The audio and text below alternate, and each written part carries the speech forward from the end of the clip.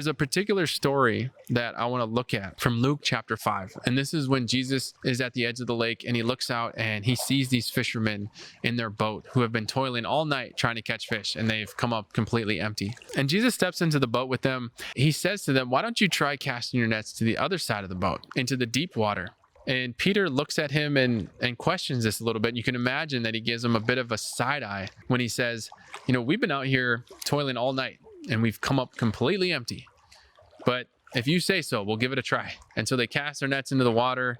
Of course, they pull up their nets and they're over brimming with fish. In fact, so much that the nets are completely tearing. If we are called to a creative career path, if we are called to start our own business or to be an artist and to start our new thing, whatever that is, we are going to be just like those disciples in the boat. We are going to be just like Peter, probably giving Jesus a bit of a side glance and saying, "What are you asking of me here?"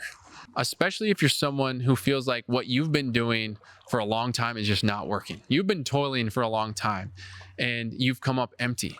And so when we look at that story of the disciples in the boat and we think about the deep water in our own life, we think about those areas where we look and we say, "That doesn't make sense. That's not logical. That doesn't add up." We know that we can trust Jesus. It's about moving into the deeper purpose and meaning that Jesus has for our life. We can trust that it's there in that deep water where we're going to find the most purpose, where we're going to find the most meaning and the most joy. Not because it's going to make us rich, not because it's going to make us superficially happy in some sort of sense, but because it's where God has the opportunity to show up the most. It's where we give him room to provide the most for us.